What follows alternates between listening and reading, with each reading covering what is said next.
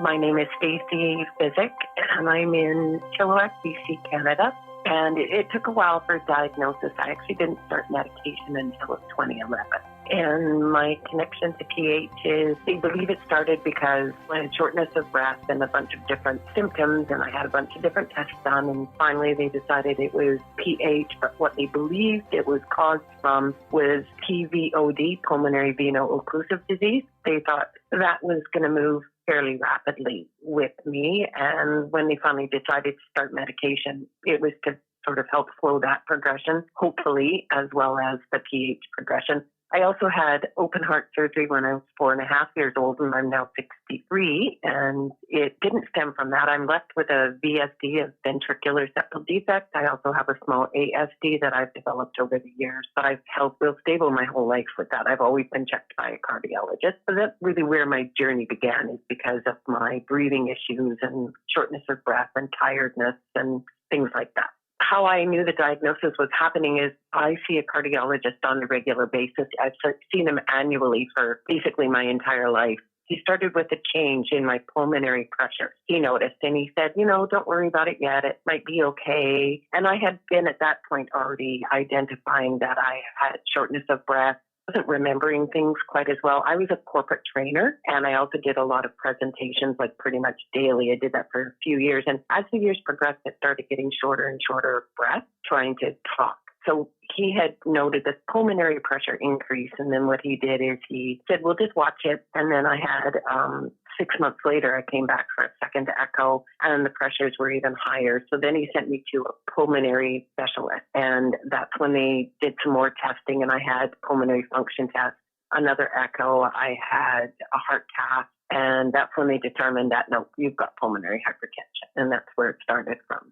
The whole reality of that point was kind of a shock to me, because he continued to do other tests, and then he did the CT scan, found out that it looked like I was full of this PVOD in my lungs. And then the diagnosis came that that's likely what it was. We were going to treat it as that. He had done all the clinical testing, he said, minus the fact of a lung biopsy, which would be the ultimate checkoff point to say that definitively it was PVOD. And then they set me up with a thoracic surgeon. And it was at that time, based on my pressures too, they said it was too risky to even do the lung biopsy. So I sort of started with that. And then what they told me is it's 1 to 3 years at the outside, because there's no treatment for it. There's no way to cure it, and there's no actual direct treatment for the PVOD. So what they wanted to do is treat my pulmonary pressures and try to slow those pressures, which would hopefully slow the progression of the PVOD. They also told me when I was starting that the drugs that they were putting me on may actually exacerbate the PVOD, and it could move faster. So it was a lot to take in, because I'm thinking, oh, great, now I've got to get my life in order and do all this stuff because I had a clock. And so it started from there, but I started the medication, and that was the beginning of it. On a day-to-day basis, I was just trying to deal with the reality of the diagnosis that I was given. I was still working full-time. As I said, I'm a corporate trainer and did a lot of presentations as well. What I found is I had already been struggling with tiredness and shortness of breath. So I spoke to my work, and we slowed down the volume of presentations. Like sometimes I would do 8 hours of presentations a day and training, and I would just run out of breath. I couldn't do it. And then I would start coughing, and I couldn't stop coughing. And as things progressed, I found my memory wasn't so good either, which was really affecting my presentation. So I was very fortunate. I had good support from my company and my HR department, modified what I was doing. And I was able to work for about 3 years before my cardiologist and lung specialist, the pH specialist, both said that I need to look at cutting back on my work, because we were having trouble controlling my pressures at that point. So what I did is I looked to going part-time. I did fight it for a while because I was still fighting my diagnosis, I'll say. I had made the decision early on that life for me was going to be normal, especially for me and my family. I didn't want to show I was ill or had things wrong, for the mindset of my family and my grandchildren. So that kept me working a lot longer than I probably should have. But I finally did go off on disability 3.5 years after diagnosis.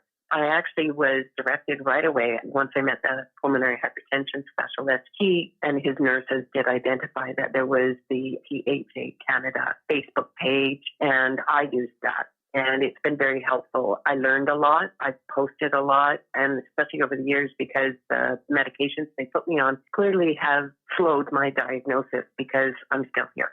The insurance in BC is different than other provinces, yes. And for me, at the very beginning, when I was put on the medications, due to the high cost of the first medication that they put me on, I really struggled financially because my extended plan through my company only covered a limit. And I hit that limit basically within the first month. And I was then directed to a patient support program through my PH specialist, who were able to cover an additional piece monthly of what I was having to pay out. We did have to pay out of pocket, and it was extremely expensive.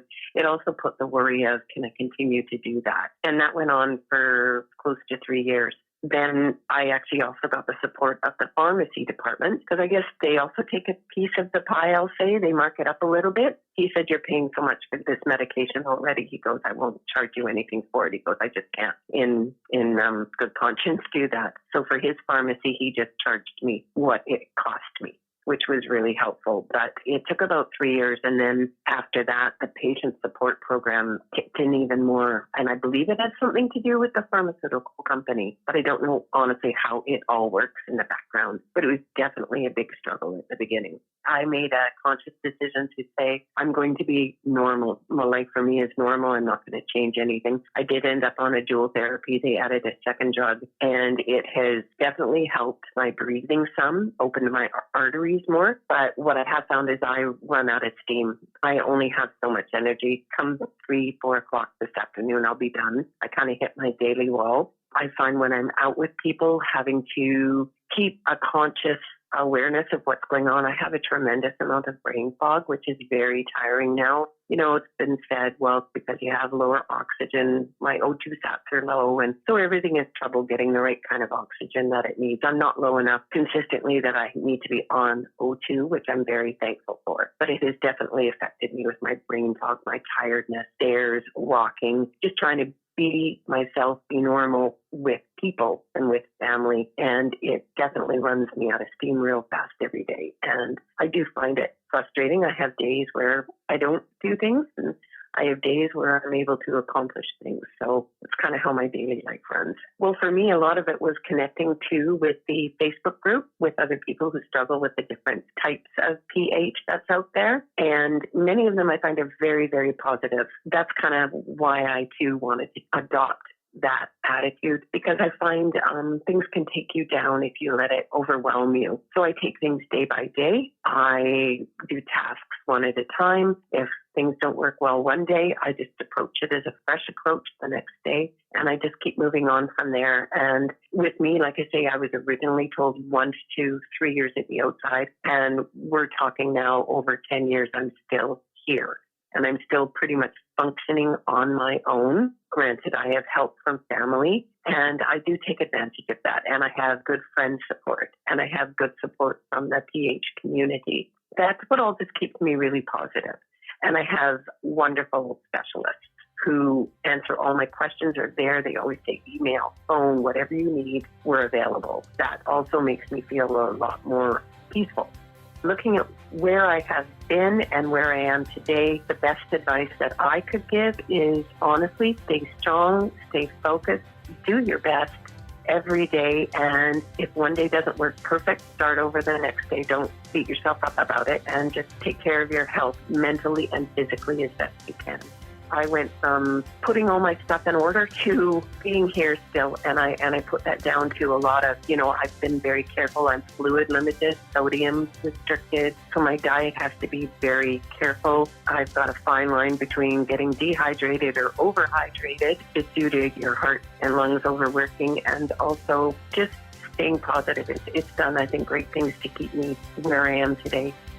I'm Stacy Physick, and I'm aware that I'm rare.